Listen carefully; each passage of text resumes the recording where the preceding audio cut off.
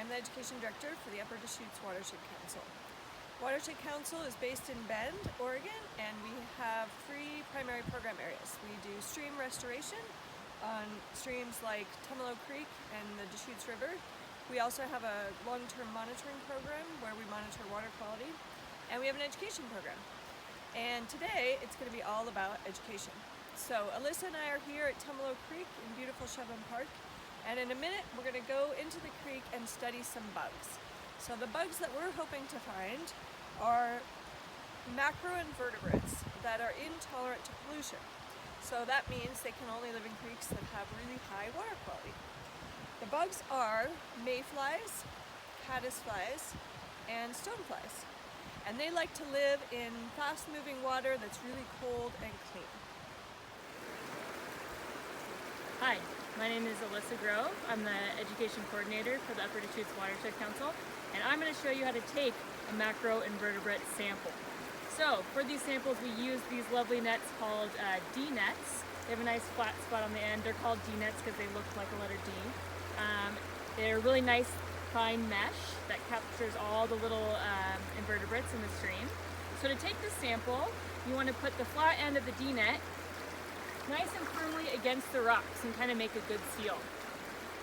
Then when you're ready, you will do what's called pick netting. You will come in front of the net and we will pick and kind of move all the rocks around for about 60 seconds in a foot-by-foot square. So that's going to loosen all of the bugs from their homes on or under the rocks, kind of get them into the water, flowing and then through the net. So I'll go ahead and do that right now. So it's less of kicking and more of just like a shuffle of the rocks. I'm looking for the sand and the dirt kind of moving up, getting those bugs loosened from their home.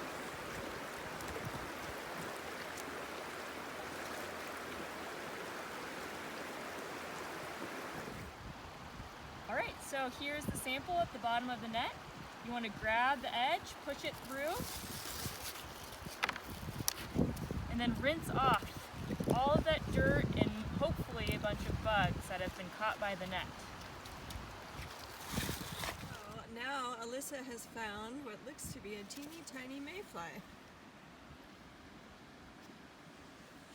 So the good news is that that tells us something about the health of Tumalo Creek, because mayflies can only live in cold, clean water.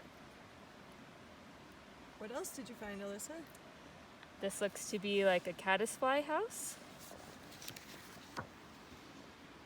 So caddisfly build little homes around their bodies when they're in the nymph stage. So that is a nice little house for a caddisfly. There also seems to be some stoneflies in here.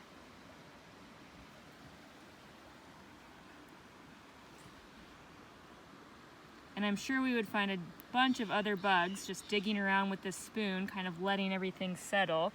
And we will sort them slowly into this ice cube tray over here. So again, these are the species that we would love you guys to learn a little bit more about. Mayflies generally have 3 tails. Caddisflies build these cases around their bodies, sometimes with leaves, sometimes with tiny, tiny pebbles. Stoneflies tend to be larger and have 2 tails.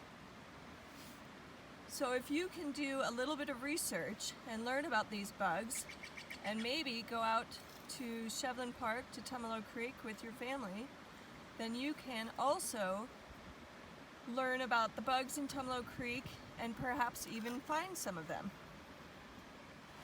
So we will be uploading photos of all of the macroinvertebrates that we collected here today at Tumalo Creek. We will also upload a form.